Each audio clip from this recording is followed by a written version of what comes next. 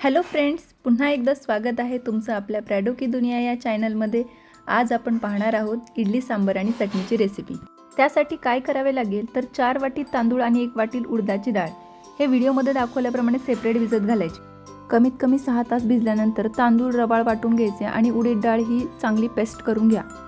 याचा एक बेनिफिट म्हणजे इडली एकदम स्पॉन्जी होते। ही माझ्या आईची ट्रिक आहे आणि ते मला कामी पडली। तुम्ही अशा पद्धतीने करून बघा, नक्कीच मला कमेंट करून सांगाल।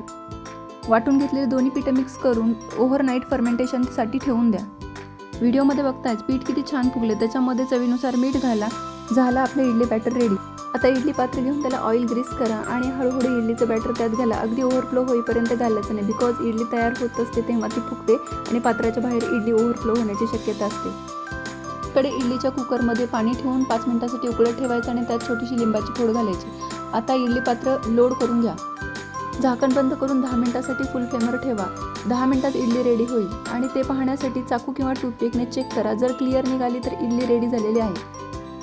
रूम टेम्परेचरला यूज तर पात्र तशीच ठेवा आणि हळूहळू इडली काढा, म्हणजे इडली तुटणार नाही आणि व्यवस्थित निघेल। ही खरं तर टाइम कन्झ्युमिंग प्रोसिजर आहे, पण जिभेचे चोचले पुरवण्यासाठी वेळ लागला तर काही हरकत नाही, पण आवडत असेल तर अशा सोप्या पद्धतीने तयार केला काहीच हरकत नाही।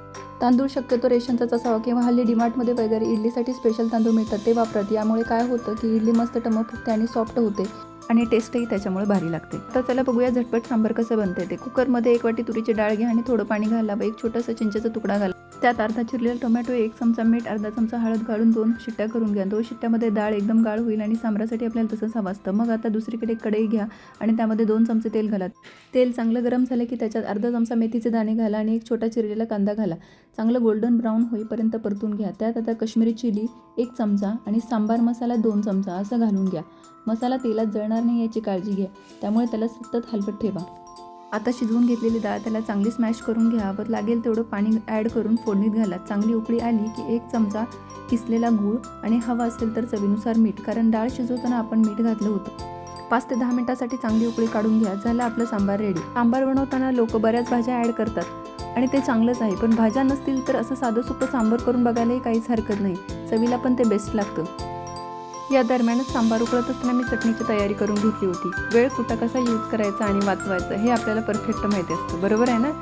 आता बघूया इडलीसाठी लागणारी चटणी अगदी 2च मिनिटात। त्यासाठी आपल्याला लागणार आहे 1 वाटी फुटाण्याची डाळ म्हणजे डाळ व अर्धी वाटी खोबऱ्याचे काप, 3 ते 4 लसूण पाकळ्या, 3 ते 4 कढीपत्त्याचे पाने, थोडीशी कोथिंबीर, अर्धा चमचा आल्याचा तुकडा, थोडासा पुदिना आणि चवीनुसार एखादी हिरवी मिरची। हे सगळं बारीक पेस्ट होईपर्यंत वाटून घ्यायचं आणि लागेल तर पाणी ॲड करायचं। सर्वात शेवटी झाल्यानंतर त्यात चवीनुसार मीठ घालायचं व चांगलं मिक्स करून घ्यायचं। सुक्या खोबऱ्याच्या ऐवजी ओलं खोबरं जर घातलं तर उत्तमच, कारण त्याच्यामुळे चटणी दाटसर होते आणि टेस्टही चांगली लागते। पण जर अवेलेबल नसेल तर आपण सुकं खोबरं वापरू शकतो। आता तडका पात्रामध्ये 2 चमचे तेल घेऊन थोडीशी मोहरी छान तडतडून घ्यायची आणि अर्धा चमचा हळद, 3 ते 4 कढीपत्त्याची पाने टाकून तडका तयार करून घ्यायचा आणि तयार केलेल्या चटणीत ॲड करायचा। सर्वात शेवटी चांगलं मिक्स करून घ्या। आता इडली सांबर सोबत सर्व करण्यासाठी चटपटीत आपली चटणी तयार झाली आहे।